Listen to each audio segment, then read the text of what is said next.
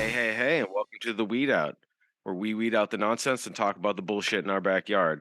I'm Spencer Fox Peterson, as always, with my partner. Hi everyone, I'm Joanna May Booty. Hey, Joanna, how you doing today? Doing good, bud. How are you? Fucking great, man. It's the day after we're recording the day after Memorial Day, so we're May 30th. This will probably be released later in the week. But we were blessed with wonderful weather this weekend. Hopefully, you got to spend it with people you care about.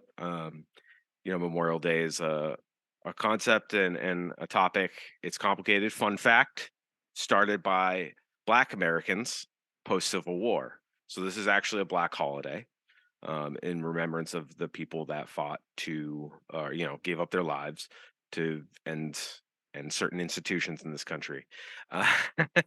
Uh, so, fun fact: I learned that this week. I was today 8 years old. Another thing, Black American brothers and sisters have brought with us, and it's been co-opted by the white devil. Anyways, that's my little rant about Memorial Day. It's good to have Joanna here.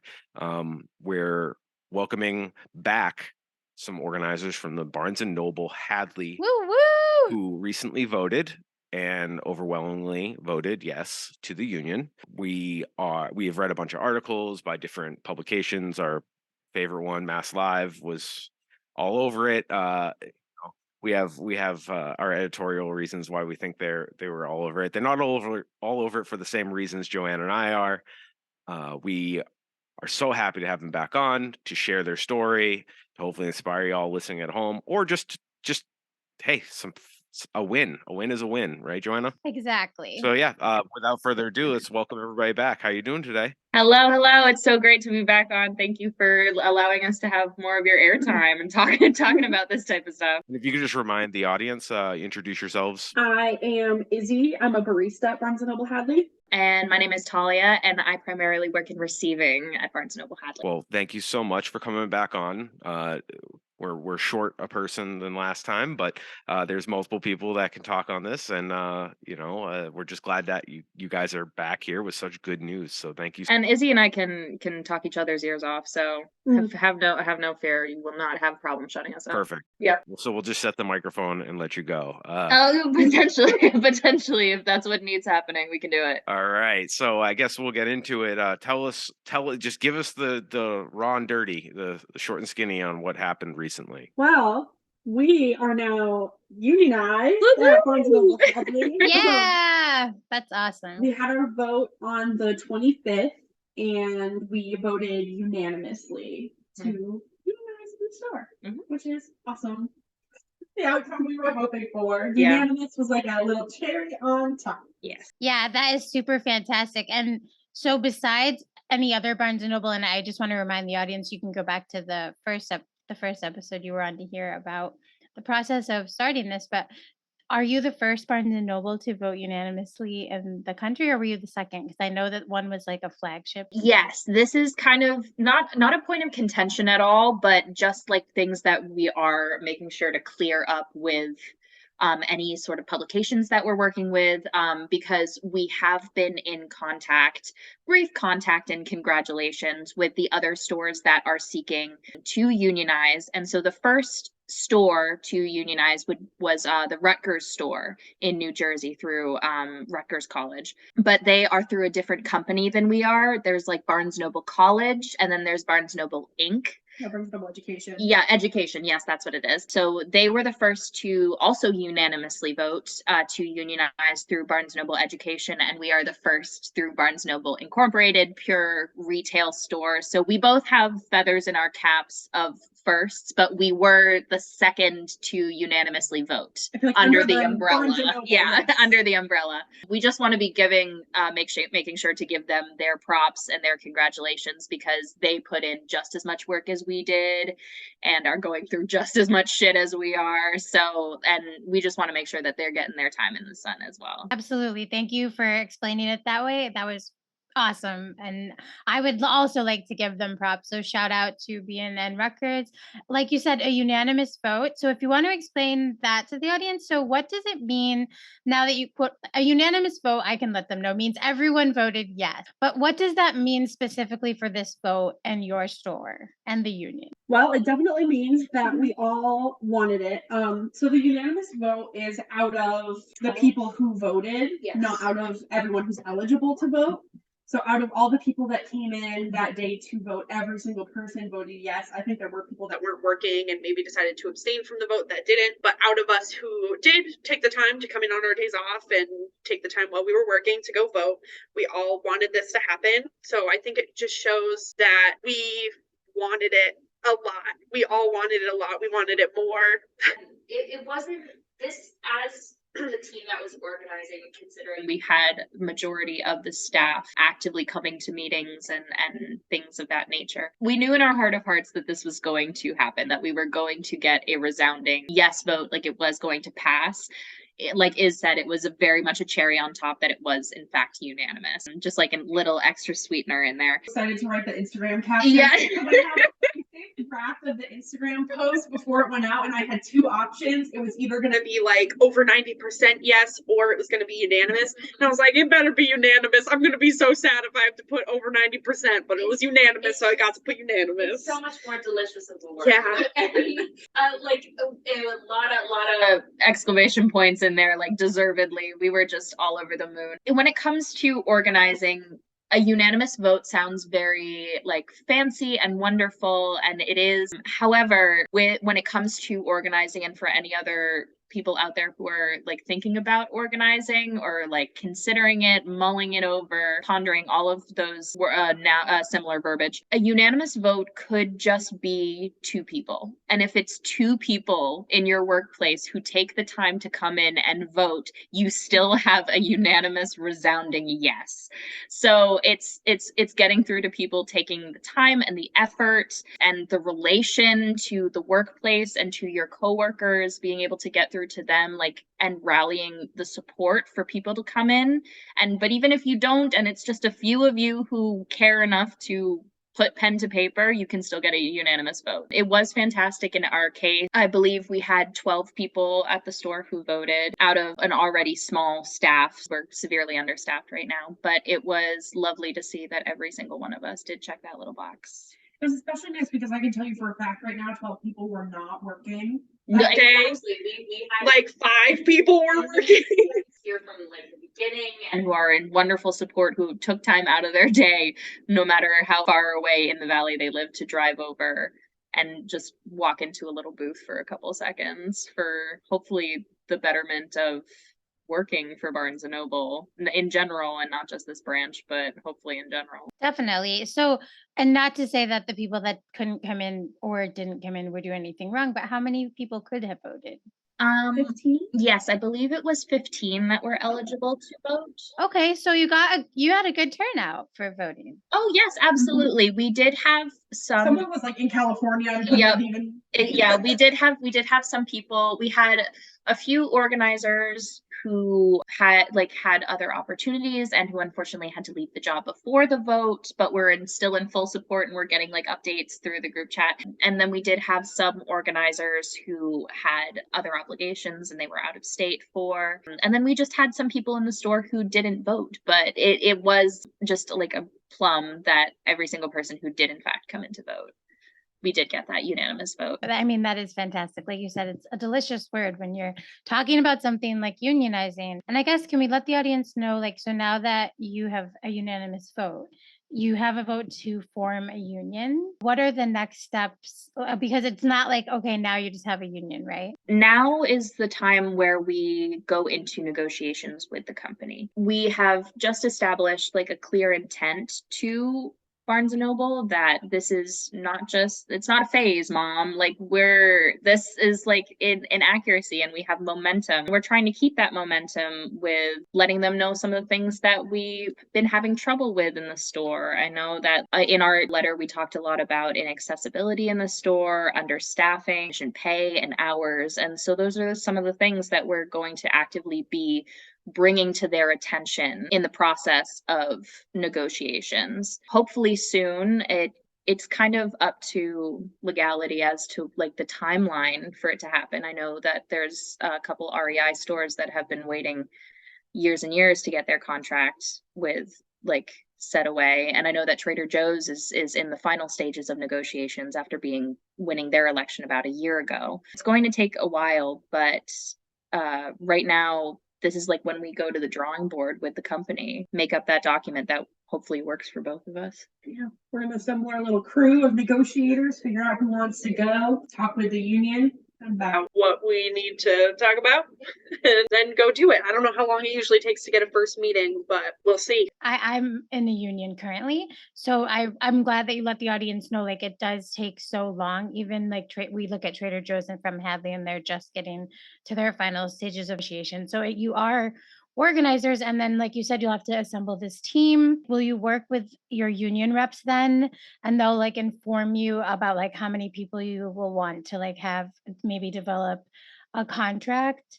And then you will go, like you said, back and forth when you're able to get the date potentially with Barnes and Noble's reps, whoever they choose. I'm just trying to like break it down. Is that kind of how it will go down, like a little bit, maybe? From what I understand, like we assemble our crew and they assemble their crew, and then between the higher up, they determine when they'll happen. Very much like we're going to a rumble, like West Side Story style. Like we have our group of people. Recently we did kind of take like a little poll of people who are actively organizing in the store as to who would maybe want to be involved in negotiations. I don't think there's a limit. I No, think we can there have as isn't. many people go as we want. And it was pretty much all of us that want to be able to sit down at the table and put our 2 cents in. I don't know if that will be intimidating to the company or not, but you know, it to is dress up. Yeah, you know? yeah. I actually think it will be helpful too, just from the amount of work, like many hands. Yeah, make light work. And we all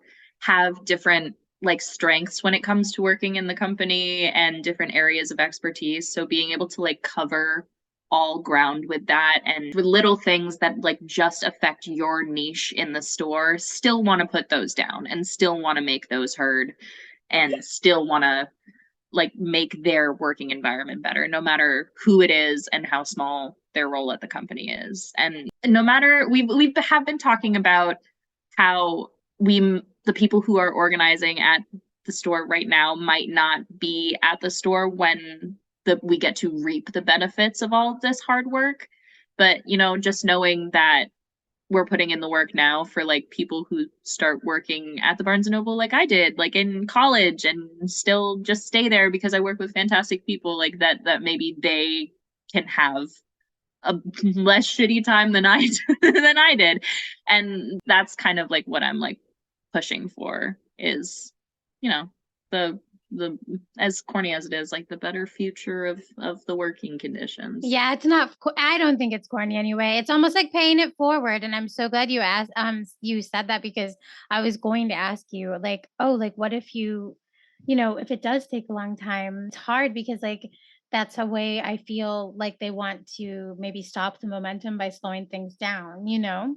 Oh yeah, that's like, you know, that's a tactic. So yeah. I think it's great that for both of you, and I'm sure everyone involved in this process, since it's unanimous, and I'm only just guessing, but I would assume if you would stick with it here, but you would also bring these values and ideals to any new position. So it does spread. That's the idea where, you know, like workers' rights, why it's important that you may want to unionize, like you said, and I don't think it's corny to want things to be better for people coming up after us. I think it's the mentality of wanting people to struggle like we did. And I'm with you. I'm with you completely. I love that that's your mentality there. And as the son of an engineer who built buildings, it's like building any structure. You gotta lay down the sand, and you gotta tamp everything down, and then you do the concrete. But you don't do any of that without a bigger plan. You don't just go on the seat of your pants either, knowing, oh, we start with the basement. No, you have to have a rough idea of how you're going to build it, and then we're not starting with the flying buttresses. Like we're very much foundational right now. And not just you, but this is just for people listening at home. Like this is just winning a vote isn't that's not the finish line. That's just acknowledging there's a race. Yeah. Yeah, that's very much true. We're just drawing the starting line, being able to draw the starting line. You've forced the company to recognize your legitimacy, and that's just recognizing, okay, we're in competition or we're in discussion with you. You're a real entity. They have to acknowledge your existence. And it's interesting that our trans fellow neighbors and people that are not cis white people or just cis people, how there's an attack on that, and there's also an attack on unions. You know what I mean? The struggles seem really parallel, and it's not about just visibility. It's about the actual results, and that takes a long time to build there. It's the challenging of the status quo, or the so-called status quo that everybody has been functioning on. And when in actuality, trans people exist and have existed for years and years and years and years, and acknowledging them and having them have a voice and a place in society is kind of what we've all been working towards. And people are upset because that's not what it has been in the past. And it's the same with union work, where it's like companies have been able to take advantage of the working man day in and day out, and we just take what we can get. And now that we're actually standing up for something and asking for a seat at the table, they also don't like that, because that's not how it has been. So they're very, very different problems, but at the same time, it's just we're all fighting white men. Yeah, we're all that. Yeah, truly, we're all fighting the white man, the white cis man. But we're just all trying to make a better, more understanding place, equity for each other. That's what everybody really, really wants at the end of the day. As the representative of cis white men, I fucking hate it. I'm really sorry. No, don't be sorry. No, Don't be sorry. No, I'm not like reactionary here. I'm just like, it's just like, it's actually a drain on like my existence too. That's what pisses me off about it. It's a drain on all white men. Ugh, I not sound like a men's rights guy, because I'm not. I don't think that exists.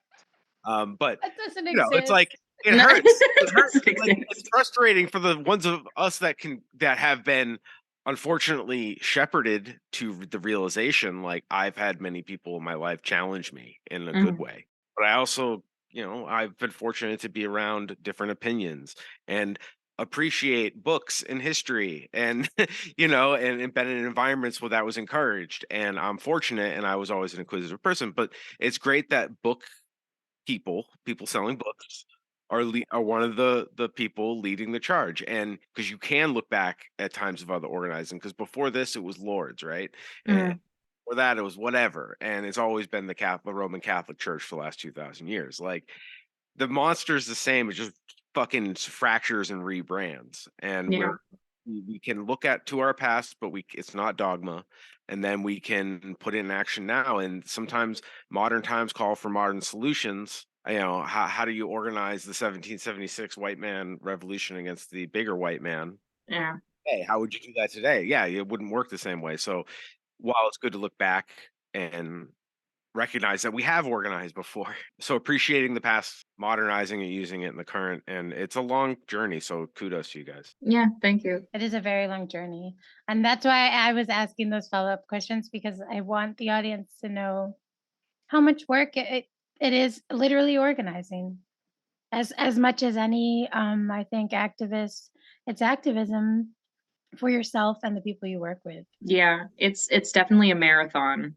Endurance is key in this, and making sure to take moments of levity and take moments of the parts of the workplace that you actually enjoy, the people you work with, taking those and internalizing those and keeping those like in your pocket, because you can't stay mad because this is going to be a long process. You have to keep that anger and let it simmer, but you can't let it burn you out. It'll wreck you in this process because it's so long and so endurance based. Well, how did you celebrate after you won? Did you all do something together? we got bubble tea with the people at the store that were there after the vote. And then this recent past meeting that we had a wonderful time. People brought pizza and snacks and just kind of sat and did a mass dump on how we were feeling, and just all of the of pulling for this for the past however long. Yes. Yeah, because we want people to know that even though it's hard and it's long, there are joyful parts too. Oh gosh. Oh yeah. I don't think we ever would have come as close as a staff without like going through this struggle together. Like it's been so great to like feel closer to your coworkers and kind of evolve into friends outside of work, even while you're doing work to improve your work. Yeah, it's a job on top of another job. It's not easy. have our meetings and we're all on different committees and working with each other, and then we also want to find time to be like, let's go do something social. Like actually on the day of our vote, me or my pal Redacted, we spent the day like trying to think of fun things to do with everybody while we waited for the vote time to come around. We got breakfast with some of the closers who were not going to be able to have boba after the vote. Like our closing pals, we went and got breakfast together and then did social things to make the day like a fun, like hang out with your coworkers day. That's like an important part about it. Like you said, otherwise it can be, you don't want to get like burnt out. You want to keep rolling. It's a lot of work and it's very, very hard, but there are moments where it doesn't feel like that just because you're doing it with some really fucking cool people. And we all got super close. And that's I kind of think for me personally, it was one of the things buoying me through all of this, getting to do it with the people that I get to do it with. I never thought I'd be hanging out on her couch doing a podcast. That's very true. I love it. You guys, the energy, like I said, the energy is just so great and contagious. And I've been so excited to like, I know Spence has too, but I'm sure some listeners have, just because it's infectious and contagious to hear how you really want others to like understand. So like I even saw on social media, and so I follow you avidly now. I know we see you commenting on things, and it's so wonderful. We're like, oh, thanks, Juliana. There's Selena. It's lovely. Well, I love that you let people know that if they're interested in organizing, that they can reach out to you to get information on how to do that. Oh gosh, yeah. There's also, we had to switch over there's a national page now that we have multiple Barnes and Nobles in the mix, because I'm sure you guys heard that Park Slope Barnes and Noble. We actually had public on the day of our vote. Oh gosh, it must have been a wonderful day at Barnes and Noble HR. Awful. 1-2 punch. So the national account, just to like put it out right now, it's Barnes and Noble Union. They have a specific email now that Barnes and Noble workers who are interested in organizing their workplace, they have a specific email that you can reach out to figure that out, which is awesome. Modern technology, innovation that excites. You just have to type out a little email and you too can be union. And I don't think this is a secret, but they are working on a website. So they will have a nice little national union website, which will be awesome. When you mentioned a bad day at headquarters, all I could think is, here at the Weed Out, it's a good time to do our like faux advertisement. So little plug real quick. We're sponsored by Haterade. Quench your thirst on Haterade, man. No, you should never chug Haterade. No, you with really. the C-suite, there is no tears. They're mostly cash and checks. So when they have some tears, hopefully those checks get damp. Anyways, yeah, no, we at the Weed Out do not give a fuck. C-suite is sad. I'm sure these lovely people that are negotiating with you feel empathy for you. I don't. Negotiations go well and you guys all meet in the middle somewhere that works for everybody, because you want a happy workforce, right? I don't think that you're sad, Captain CEO, but good fucking luck. And I'm glad you're negotiating with them. I trust you'll make it a fun process. We hope so. We're hoping to bring the cows out to New York, because we didn't strap a cow to the top of my Prius on the way down. They'll hear us coming because they'll smell it. Yeah. There you go. We were going to have a visit from the CEO of the company, but it just ended up being a Teams meeting. Sorry, I have chickens in my backyard.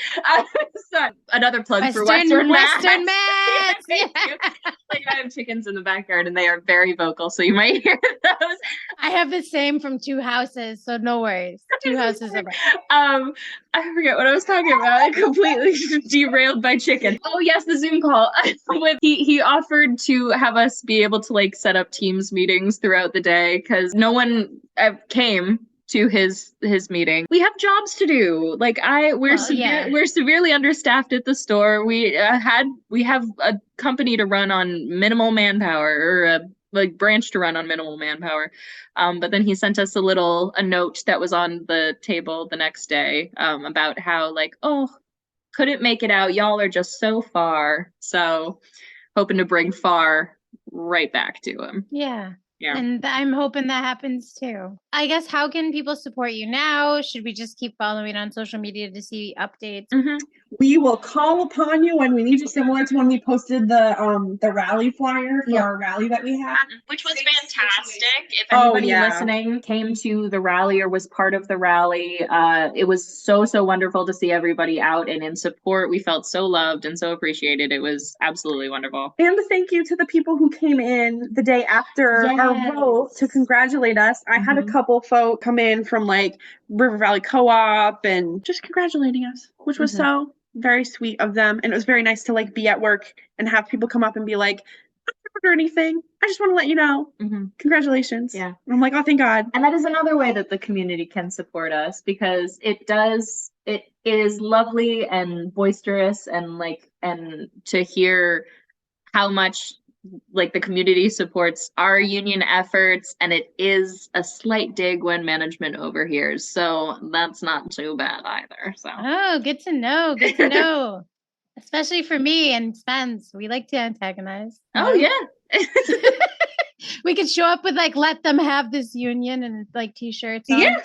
They'd like that probably. fully support. We did we also, local plug, we did make t-shirts for our rally for the people who organizers. And we did use Sunrays Printing, which is in Hadley. So and they were so kind, so fast, and did such a fantastic job. So if anybody needs any union t-shirts or t-shirts at all, definitely head over to Sunrays because they're fantastic. And for legal reasons, for posterity, we don't like to antagonize. We like to match energy. We don't have the fire hose of the CNN, Mass Live, Boston Globe. We just have a little rinky-dink podcast floating around in the sea with a bunch of other little wonderful local journalists like the Shoestring. And good time to. This is actually kind of Dusty. Yeah, we love. Dusty Shout out to Dusty at the Shoestring. We love you. He's been with us since the beginning. Yeah. Had a nice little phone call with him at the boba shop. Yeah. It was great. The other thing I'd like to tie in, Mike Crawford out in Eastern Mass, who runs a podcast called The Young Jerks, he's been really digging into the issues with the workers' rights issue and issues in the cannabis industry. And doing a series of whistleblowers from True Leaf, which is based out of Florida, but they have a facility in Holyoke where Yes, Lauren they do. passed away, unsafe work conditions. And oh my gosh, I didn't know about that. So I recommend anybody listening look more into that. We've talked about it on previous podcasts. It's a really unfortunate issue. It's happened right in my backyard, and it's in a part of town too, where it's been exploited historically. It's the same old shit, and it's really frustrating, and nobody gives a shit. But Mike Crawford, the Young Jerks, anybody's listening, he has lots of information. You can find him on Twitter, you guys, if you want to check it out. And then there's a lot of stuff in the news, but it's Mass Live has their spin on it, as I'm sure. You mentioned Dusty being great. Actually, I think Shoestring definitely did something on it, right, Joanna? After seeing Mike's, I think Dusty may have, and they may have. It actually was part with the Nation, if I'm not wrong. Anyways, so there's workers' rights issue all up and down Western Mass. So any of our friends listening in Eastern Mass, don't forget about us. We get forgotten about in the State House. We're so far from Boston. We're so far from New York City. So unimportant, That's okay. I'm originally from Boston, and now I'm out here. So there you go. Western Mass is just southern Vermont. That's true. That is very true. Or Eastern New York, because I used to live in Pittsfield, and we'd always say that. As a Quincy kid, they literally think of Western Mass, where like I tell them I live in a little city, and they like don't believe it. They think I live in fucking Narnia. Yeah. Like over the hills and far away. Yeah, I joke and I call it Cowtown because you drive by farm. Like on my way to work, because I live up in Greenfield. On my way to work, I'm like, oh, the second cow farm, almost there. You count your mileage in cow farms. Yep. Yeah, because there are cities, Spencer's right, but we have a lot of the rural stuff too. You get a good cross section of. Well, it's like people. you pass the Walmart to get right down to the cow farm that also sells ice cream. Like. Yeah, flavors. Yeah. Love your stuff. Shout out to Flavors. So I want to throw a quick dig at Mass Live too while we're here, because they obviously covered you. I didn't love their coverage. They made it seem like Hadley, Massachusetts is some sort of communist mecca. like Yeah, all I of this saw that. organizing's happening in Hadley, and it was like, Trader Joe's, you guys, and a couple other smaller things, and it's like, well, yeah, when there's a contingency of people that where education and critical thinking is valued, this is what happened. I don't know. I don't know what to tell you. I don't know if it's a communist because it's fucking Hadley Mass. No, it's just not leading by support or leading by example or following by example. You know what I mean. Well, and I think Western Mass, like we are a worker community. Like there's not a ton of people who are like, there are wealthy homeowners and there are wealthy people that like may have a second home here. And of course there are wealthy people that live here too. But there are a lot of, I think, just people who are your everyday working class person who understands exploitation. And Spencer's right. There are also 5 colleges in this area. And even Yes. and through Mhm. so that does potentially help. And like, there are colleges in the Berkshires, so we have even more. And there's community college up in Greenfield. So we have all of these different working class meets. We get some information. We get to see how we can support each other. And I think that gives us also like a unique, just like the way the town you pass the Walmart to go to the cow farm with the ice cream. I think it is in a way as like it is like in many parts of America we are the same. There's a uniqueness here. Yeah. Oh, we were talking about that at one of our meetings. Our rep was like, "We're one of the only like liberal rural farming communities." 'Cause that's like a rarity. Yeah. Like Yeah. like he talks to people about like the vibe out here in Western Mass and just like the like consensus amongst the people out here, and people don't believe him, and then they come out here. It's like, oh, this place does exist. It's like Gay farmers. the coalition of queer farming community. It's yeah, it's kind of cool. I like it. It's a beautiful Beautiful thing. thing. We're having a great time. Chickens in my backyard. Exactly. So before we get too off topic, is there anything that you should tell us before we wrap up our celebratory chat after your big vote? Well, nothing. There are woohoos all around. We're just having a moment of woohoo and just kind of lavishing in the wind for now, because it has been such like a process up to this point. We just want to reiterate for anybody listening and on our social media that we did this because of the examples that we had out here in Western Mass. Like seeing it being done is the kind of the seed or the genesis of us being able to be like, hey, we can do this.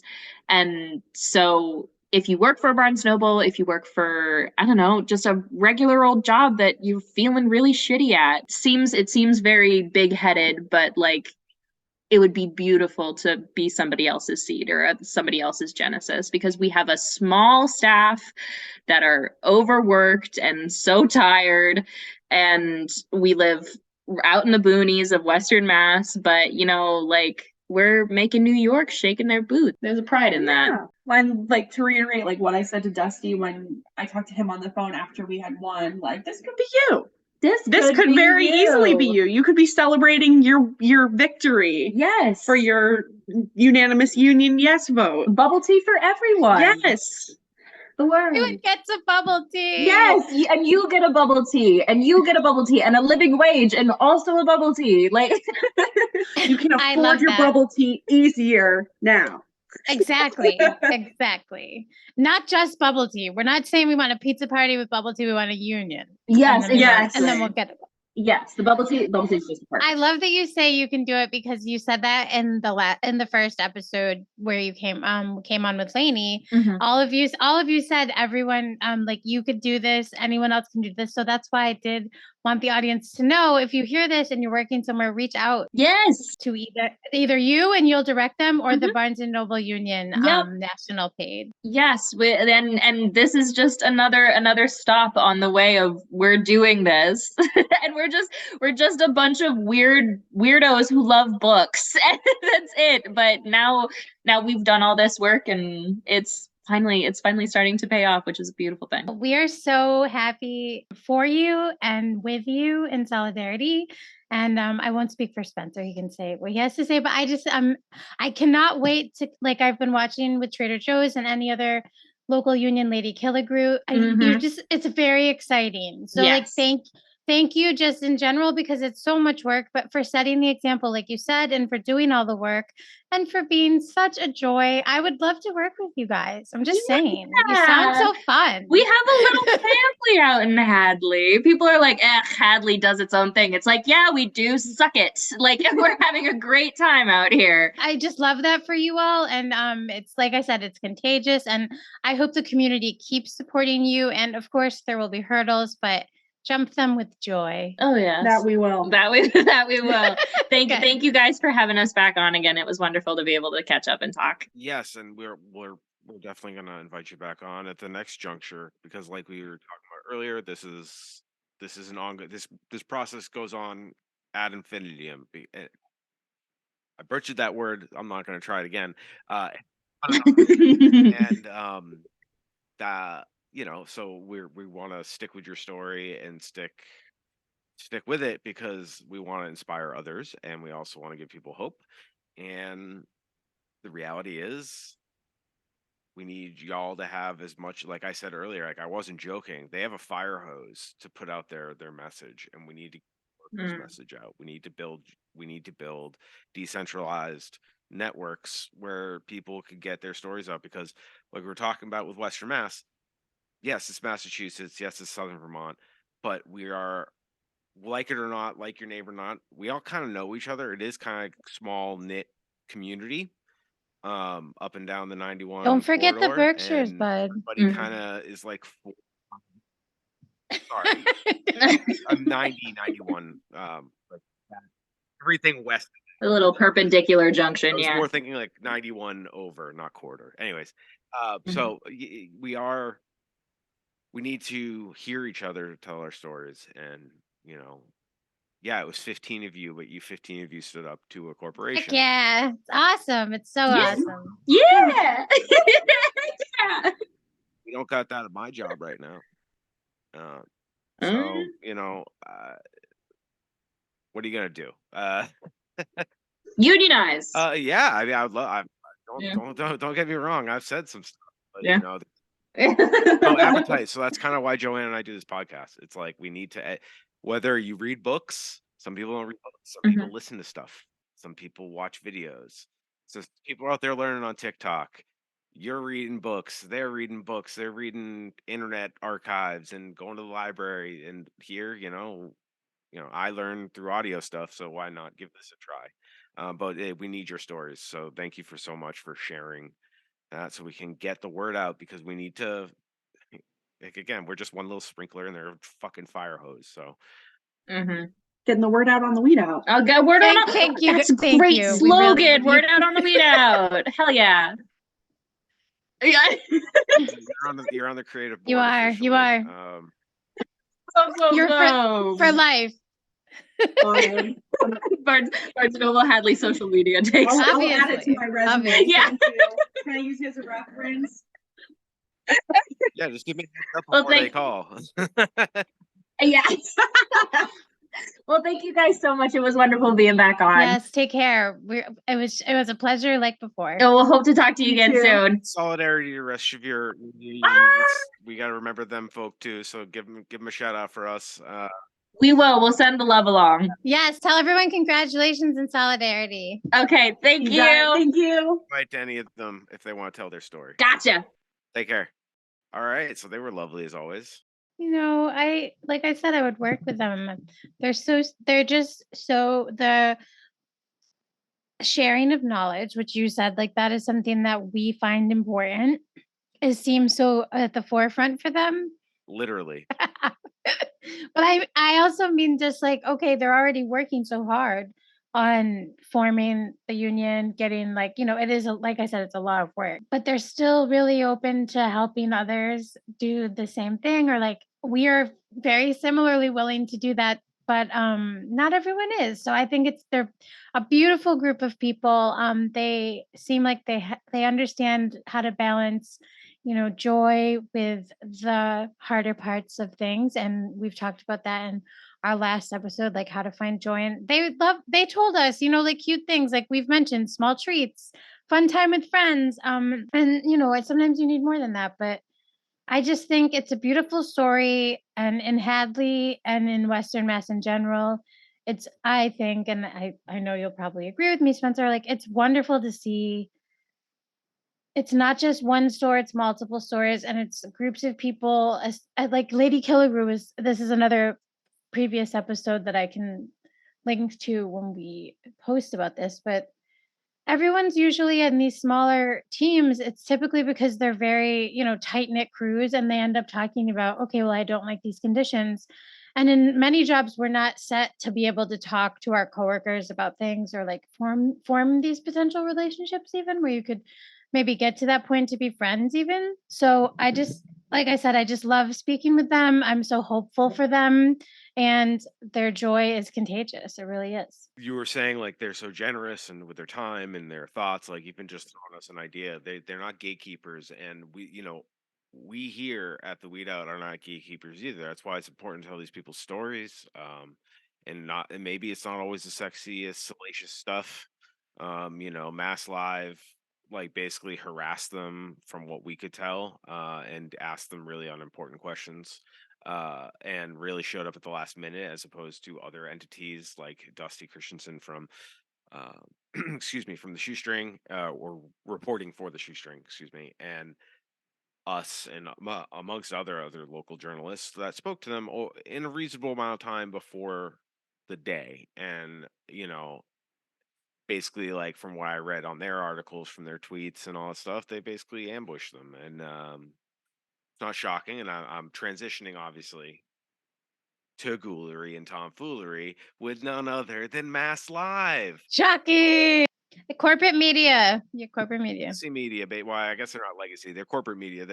They're trying to push clicks at best. Like, let's just remember that. Like, we don't necessarily have to think there's ulterior motives here. It could just be profit motive always goes for the easiest, cheapest, quickest. Well, yeah, that's why their like feeds suck like on social media so bad, because they're probably using a bot or like Hootsuite or something to just generate like nonsense stories. Yeah, like literally. Ironically, like when we have a trans groomer panic, I'll call it, because it's not just about trans, it's about anybody that's not cis normative. That's what's happening. We're going through a queer panic currently, and trans people seem to be bearing the brunt of that.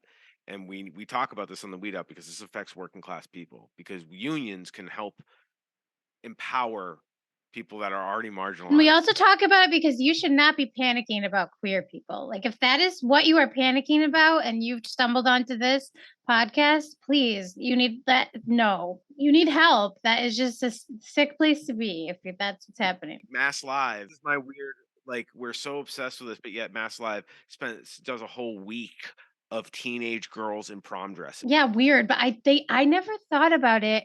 It is odd to me now that they do the local coverage and take photos of us. I remember now in high school they did it in my hometown too. Like, I think that's weird now that I think back, because we were like potentially under 18. I want to talk about grooming. That's weird. You don't sometimes think about like the things when you're a kid until you're like older, and then you think back and you're like, oh, that is weird. Because it's kind of cool to get to be in the paper, and like on prom you look like, for a girl anyway, you may spend a good chunk of money on your dress and getting your hair did and all that. So like, I just feel like it's kind of predatory for the children. It just makes sense with their business. Yeah, it's just gross though. I was thinking about it and I definitely don't like it. Everything's built for the male gaze, we'll say, and the unhealthy male gaze, not male baseline, the unhealthy male gaze, where it's a youth and body and coding, God forbid a girl wear, I don't know, pants. I'm being really blunt there, but like just not coding. Think about like a tomboy. Like, why can't they just dress that way? Like, why do you have to specify? Anyways, that's just from our childhood, right? Tomboy. I don't know if Gen Z had to do tomboy stuff, because they generally seem a little more open and have the language for gender non-conforming roles. So here at the Weed Out, we're allies. We see y'all.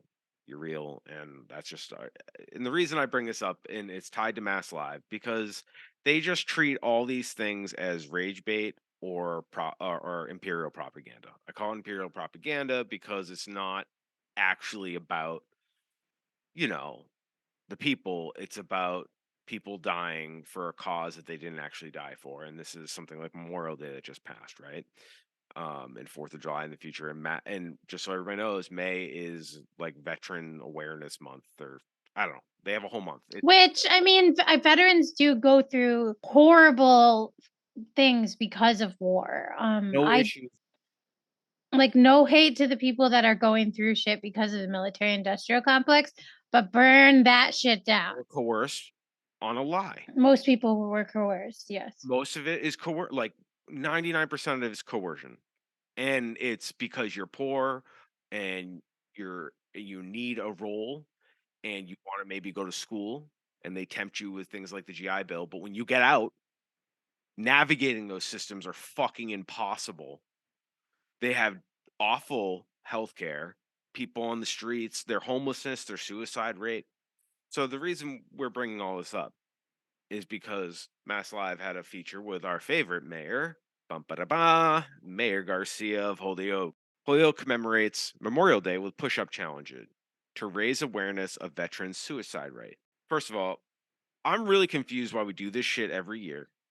If people's awareness is not up about veteran suicide rate, it's only been in the history of warfare. We've been dealing with homeless veterans in America as long as there's been veterans. This story is just laughable to me only because of the soldiers' home incident, like with COVID. And I'm just like, not that it's funny at all, but I'm just like, come on, don't play like you care about the friggin' veterans. Like, what did you do to those people in the soldiers' home? And just using, because Memorial Day is a somber day, right? Like it really is. Of all the military holidays, and Joanna admittedly didn't remember the specificity on what Memorial Day was about. I was so happy with myself personally. Thought it was memorializing summer for a few minutes, and then I realized I just tricked myself into that. And then I know actually what it is, but like it's no, like you said, no hate to veterans, but like war is literally like the antithesis of who I like. No, thank you. It wasn't the veterans' choice to go to war. Like it just wasn't. Most people I know were coerced. I had recruiters calling me at home, and I would say things to them like, "Are you kidding?"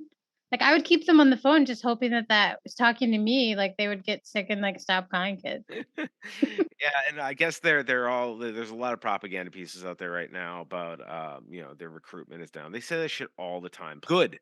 Yeah. Don't scare us. Don't Exactly, we're safe, we don't need more of you. Mass Live and literally every publication. Oh, yeah. Remember, when you see all this fluff on Memorial Day, they're using people's deaths as manufactured consent for future. Exactly. That's part of why I don't like it and I stick offline so I didn't remember because it's disgusting. Like that's dark shit. It's so dark. And the darkness, the even darkest part about it is the built-in defense of, oh, you don't care about their sacrifice. Well, I don't think they got sacrificed. I think they got fucking slaughtered. Same. I don't think they should have to sacrifice themselves. That sounds like something we would look down on, like as like being a barbaric type of culture to phrase something that way. I think it's a fucked way of thinking. And by the way, from what I can recognize in American history, I'll just stick to American history because I grew up here. From what I can tell, there has been no just war. It's all been in the name of capital. Other than the Civil War, there was a just reason, but guess what it was over? Humans being capital. So it was over capital ultimately. So there's been no just real war. The fact that we had to fight our own, I don't believe in borders. So like whatever. I don't like hold much reverence and like, oh, white man versus white man, boo hoo. But like they killed a shit ton of native people and black people to do that up to and including. And ultimately black Americans were what gave us Memorial Day, and it's turned into car commercials and these puff pieces by an embattled mayor. I'm going to call him an embattled mayor. Like he has shown his cowardice with not dealing to the police. We're not the only people in Holyoke. This is like a thing. Like everybody knows whoever's sitting in that chief office, doesn't matter if it's Pratt or whoever's had it in the past or will have in the future, they run this motherfucking thing. He's one term, hopefully, at this point. I think he will be. That is not how it should be, though. And the next mayor, if they really care about transition or transparency and ethics, like it's ridiculous. And I know you agree with me, but more and more people in every town across Western Mass, because we know and try to connect with them, are sick of this, are sick of the police controlling their towns. I'm hopeful. We're using dead veterans. I mean, that's gross. That's the thing. This is done on municipal property. Let's remind everybody what the headline is. Holyoke commemorates Memorial Day with push-up challenges, raises awareness of veteran suicide rate. 2012, the Department of Veteran Affairs conducted a comprehensive study on suicides among veterans, which cited the troubling figure of 22 deaths daily. Wait, so this is the citation in the article, not to stop you right away. It's from 2012. That alone is just embarrassing. Red flag too. Like, it's over 10 years. So long ago, exactly. Like, it's totally changed. Not to say it's not high. I'm not saying anything about veterans. It's just poor citation when you're talking about something, you're raising awareness and you're using over 10-year-old data. That's ridiculous. So it's likely worse. All those issues have been exacerbated since COVID. So Yeah, like it actually could be much worse. I just want to remind everybody to not want to overtly celebrate or make a big deal about Memorial Day, 4th of July. Just like, no, it's like you're not mad at the people that got coerced, and remind people that scoff at you for not being super pro 4th of July or whatever, right? Just be like, hey man, I got no beef with the people that got coerced, which is all the rank and file in the military, and you know, the contractors, the people, fucking the CEOs building the bombs. Fuck those motherfuckers. Like, they got a bunch of people killed. And for what? To siphon off tax dollars based on fear, to go steal capital for other billionaire ghouls. And like, we're going through this right now. Like, it's the same fucking thing over and over again. It's just rebranded. And that's why books are important. That's why talking is important. That's why listening is important. Joanna and I did not come up with any of this stuff on our own at all. We just are very hyper focused and interested and have a sense of justice in this particular issue. We have sense of justice in a lot of issues. I was going to say, overall, we kind of do. Yeah, but this one is one where it's like, okay, Yeah. direct state sanctioned violence is the first no. That should always be number one of the fucking. That's the no list. Don't. Number one, get your hands off. Yes. I will say the only war I would justify, I just want to give our indigenous, I don't even know if they'd like me calling them my brothers and sisters, but the indigenous peoples fighting back against the Europeans. I wouldn't want to discount that as being something that I would be against, because we were trying to take their land. For them, I understand why they would fight us in that case specifically. No. And without the Native American contribution, with World War II might have gone on longer. They were part of the code breakers and code writers, and they voluntarily joined the war. Like, these tribes of people, they sent their people to do this, and they've done that over and over again. And to this day, we are breaking treaties. We are breaking agreements every fucking day. Indigenous women going missing is like one of the most underreported things in this country. We don't even give a shit about those issues for them. We're always taking shit from them and then moving them somewhere else. Like, this is going on currently as we speak. There's court cases in front of the Supreme Court about the Indian Child Welfare Act. Oh, yeah, that's bad, actually. Yeah, we should probably have an episode about this. Yeah, we'll have to wait till it comes out and people can look it up. It could take us a long time to talk about, but it's hopefully because some of the judges who are conservative, actually, Gorsuch apparently would vote for native right, or indigenous people's rights. But it's scary because the bill, the act as I understand it, currently keeps indigenous children within their tribe. Is that correct? I got school on this, so. But I just want to let people know they can look it up. And I think if it were overturned, it could mean that the babies were then not necessarily kept within the tribes they were born from. But I will share a link to information about this because it's something we should talk about further in the future. It's just a lot. They're the original victims of capitalism and colonialism on this. Absolutely. And this is the point, people. This is why I was saying earlier, people in the audience, I was saying earlier about it's just the same bullshit rebranding, right? Once they ran out of Native Americans to stomp on, they found others, and then they find others, and they stomp on them and stomp on them and stomp on them. And always women. The darker your skin or the more indigenous you are, the worse. Women are always getting the brunt, or at least perceived women, not obviously trans folk. Places like Mass Live, the way they even frame their headlines about drag shows and stuff, it's baiting. And the reason I keep bringing it back to Mass Live is because these people will literally use dead victims of capitalism war to help out an embattled mayor. Why? It's gross. And also, shout out to the audience if you do celebrate holidays in a different way. Like, I basically forgot what it was for because to me, it just like commemorates the beginning of summer. I get to get with my friends, be outside more. Holidays that are created to just basically make us like feel nostalgic about like the deaths of people who died in a war. It's like using them as props to make us okay with it in the future. I've kind of always had an issue with those holidays. As have I. Yeah. I had not connected all the dots until later in my life. And what can I say? I'm an immature guy. I'm just getting to, high school maturity now. So maybe in 10, 15 years, I'll have it even more figured out. What's your current mental age? I was trying to figure mine out the other day. 18s probably. I can't figure out. I don't know. I feel like it's either like 13 or like 25, but I can't tell for sure. Definitely not considered a sage old soul. And that's okay with me. I'm comfortable. Yeah, I'm not an old soul either. That's fair. I'm okay with it too. But I respect the ones that come across that way. And again, so like all this seems unrelated, but it's all related. It's all class struggle. All right. It's class struggle. There's no war but class warfare, folks. Pew pew pew. It takes many fronts. Sometimes it's internet. Sometimes it's kinetic warfare with guns. Sometimes it's just fucking bombs. Sometimes it's fucked up shit that we don't want to happen anymore. So we need to stop being divided amongst ourselves. And remember, there's a lot of us, a few of them. Treat everybody with empathy and love. That's what you should be remembering on these holidays. Treat everybody with empathy and love and care for your community and care that your community isn't disrespecting another community. And you're working in symbiosis, then you won't have to have any more dead fucking soldiers. Remember them by not sending any more to die.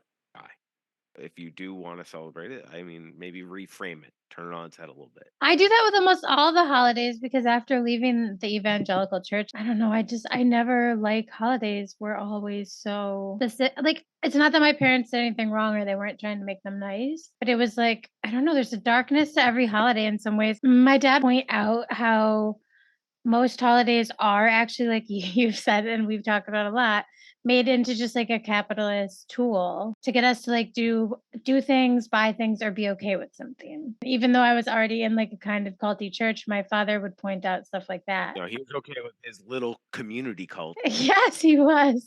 Not like being part of a large cult. And For a while. But he didn't like the big one. Yeah. Dogma in general scary. It's just interesting. Questioning us too.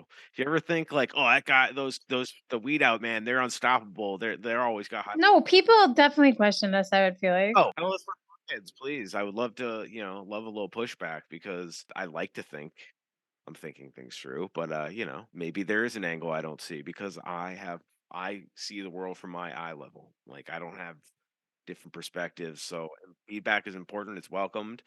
Don't be don't be surprised if there's feedback back, but hopefully it's productive. I mean, of course, there are angles that all of us cannot and cannot see from. That's all I'm going to say on that matter. You know what I mean? Yeah, and just like anything else, remember, like 9/11, never forget that we created these situations and trained the people that then did a major act of violence, and then that could turn into propaganda to give up your surveillance rights and your privacy rights. So, like, never forget 9/11. We created the scenarios in the Middle East and armed those people to come attack us because. Well, and never forget we allowed the Patriot Act. The Patriot Act expired and then they put it back into play. That's the thing. It's like it must come back out again, right? Who knows I don't remember. We'd have to look if it's like in perpetuity now, or who knows how dark they went with it this time. Abolish the USA. I don't. That's our 4th of July theme usually.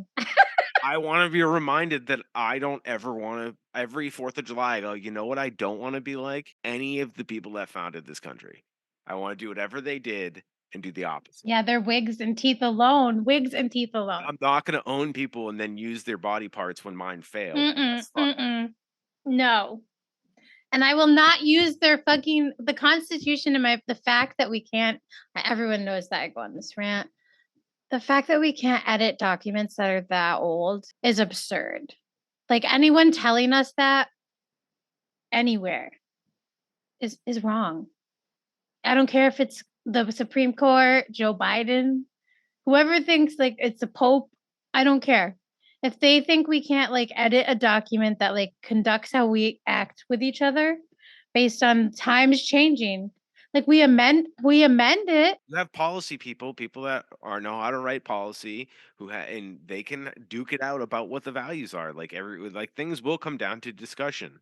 It's not. I'm not saying, I don't think you and I have a constitution we would like to. I mean, I probably have my ideas what I would like. I would throw it out. I would throw the current one out. No, absolutely. But like you and I, like we also aren't going to come to the table with ours, like ours or nothing. Like No, it's like negotiating with the union. It would have to be a community-based process. It would be different than how society is now, and that's hard for people. I think change is hard in general, and that's hard for some people.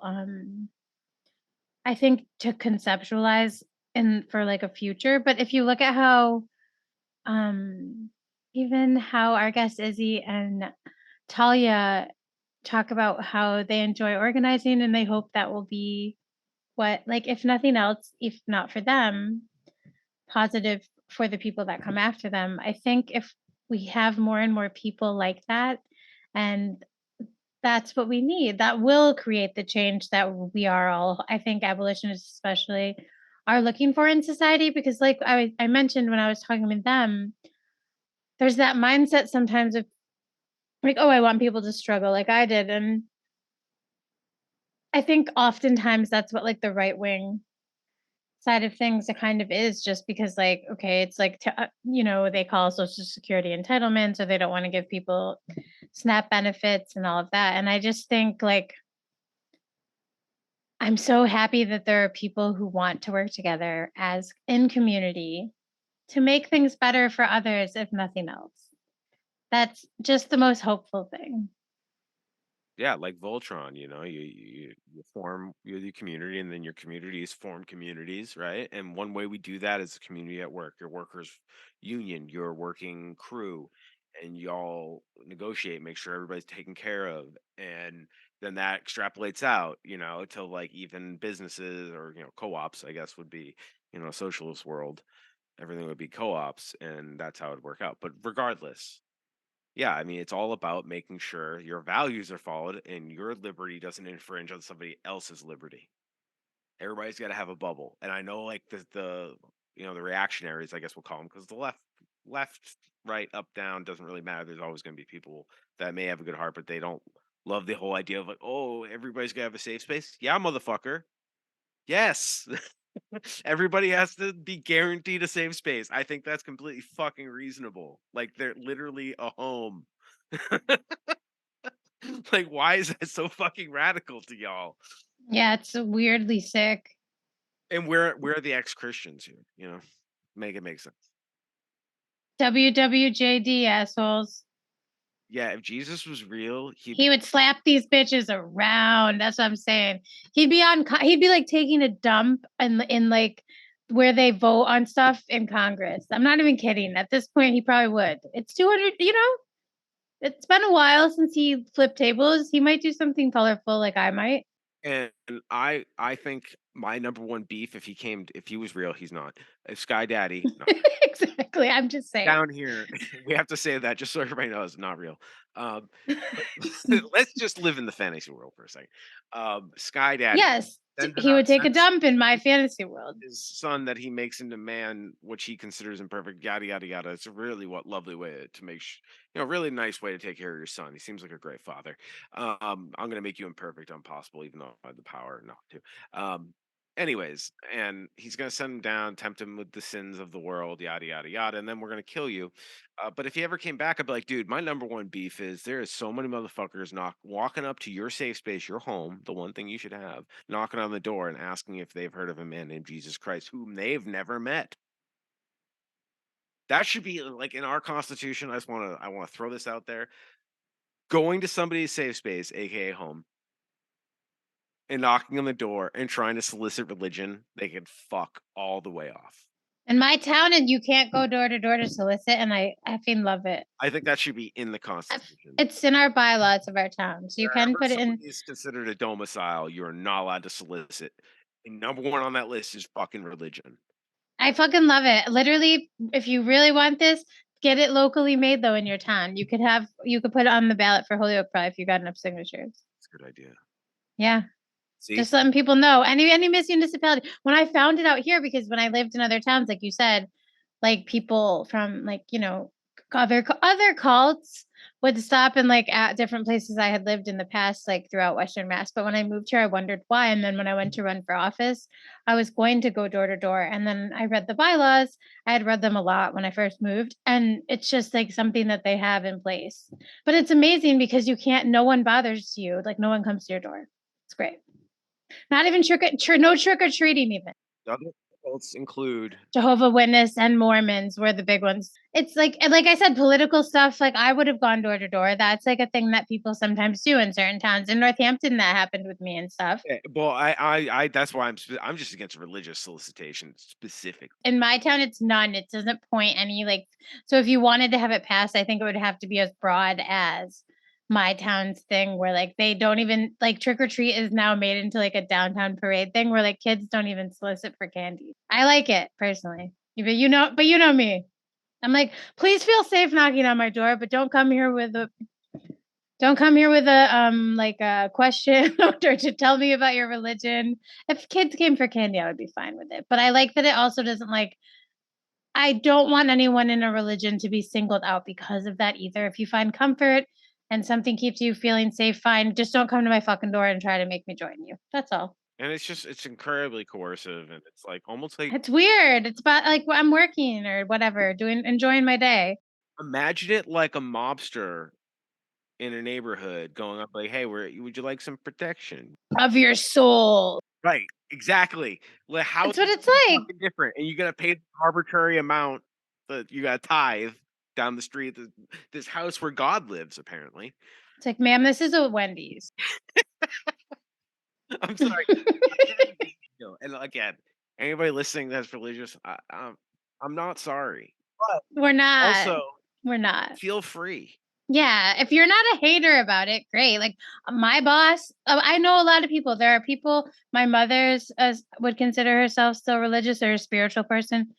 There are things I would consider about myself that may be spiritual, but I just do not like organized religions that try to coerce you through control because someday your soul will need them. And it's like, go fuck yourself. That's how I feel about it. I believe in the cycle of energy. My body turns to dust and nutrients, and the human life is such a small blip on the map of time and ecological systems and evolution. It's like we're such a tiny little blip. I hope like whatever anyone believes to make them feel comforted and safe is true. But I believe pretty much what you believe, and I don't think it's a bad thing. I think it's kind of beautiful. Like if we are energy and we become energy in another way someday, that's okay. That's okay. Catching vibes, dude. That's the essence of like, whoa, there's a vibe. But like extrapolate it out for what does a lifetime. Anyways, welcome to the Weed Out, where we weed out the nonsense and the bullshit, and we went from Memorial Day propaganda We talk about the ghouls. and we ended up all the way on spirituality. And listen, True. we're people that believe in spirituality and the Sky Dad, specifically you Christians. If that's what helps you find your peace, and that helps you love and have empathy for others, that's fucking great. I'm so happy for you. And that's your truth. And my truth is Sky Daddy doesn't exist. But I still find the beauty and the energy coming back. Like having the Barnes and Noble people here, their energy is infectious. It makes me want to go, like, it makes me want to edit this episode faster. You know what I mean? It's like I want to get this out. So that's what I mean by energy. And you can let the bad energy, and not to sound like Marianne Williamson, one of these kooky fucking spirituality people, but like energy matters. And also that matters in like with trauma. Like think about what trauma does to people. And capitalism, neo-feudalism, because this is just a rebranding of feudalism. This is trauma for some, and some people get it worse than others. And it's completely it's completely reasonable to struggle. So find your joy, and we work together as a community and share the word. I guess, do you have anything to say before I do the housekeeping, Joanna? I just want everyone to know, if you support Barnes and Noble in their move for unionizing, please go and follow them on social media. Stop in and show your support like they mentioned. And if you do want to form union or get more information on a union as a worker, please do reach out to them or the national website. I just want to remind the audience about those few things. Absolutely. And as always, if you want to share a story with us, tell us about your experience if you're doing any of this kind of work or any kind of work or not work. If you want to share with us anything or a place to look or to highlight on the show, always feel free to reach us out at theweedout@gmail.com. Again, all these links will be on our website notes at the Weedout, www.theweedout.com.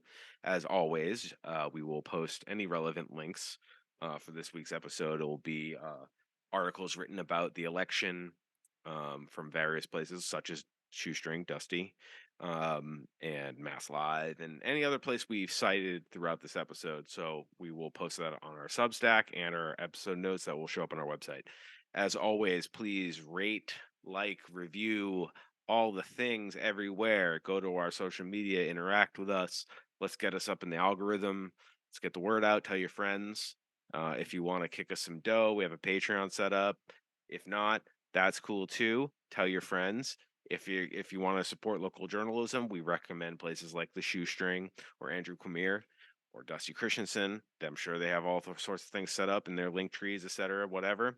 And support us so we can get these stories out for these wonderful things that are happening in our community, and also the things that need accountability. So that's what we do here at the Weed Out.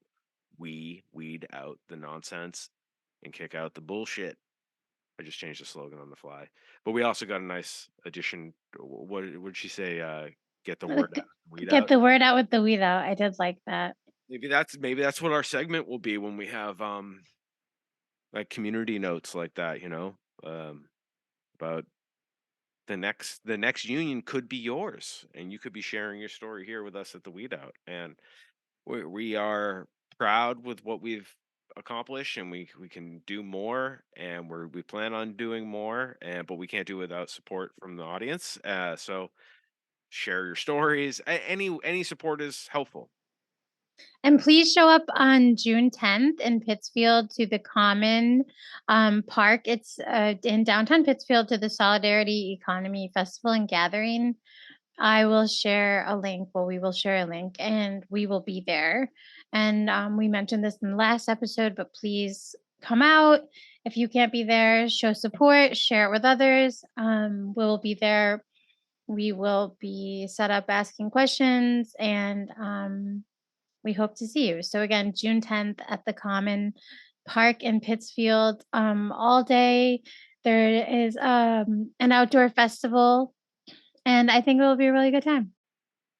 We look forward to seeing y'all there. Remember, think about what makes you feel safe, or what safety feel means for you. Rather, that's probably a better way to phrase that. What does safety look like or mean for you in your community, and what brings you joy?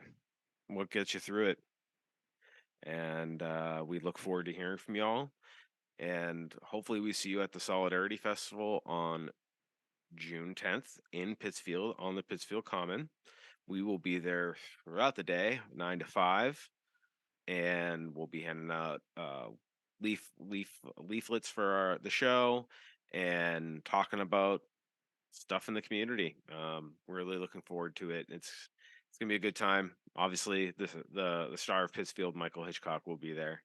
You can meet the man, the myth, the legend. Likely, he'll be bopping around, I'm sure. And I look forward to getting to hang out with him.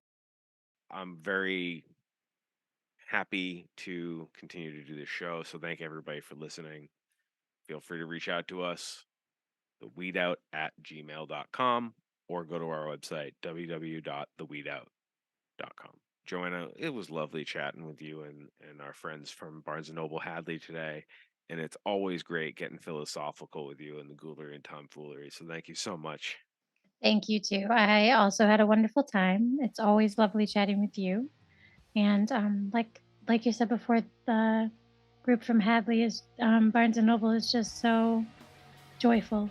That's all we can. That's the little things. And hope you all enjoyed the story. And we look forward to hearing from you next time.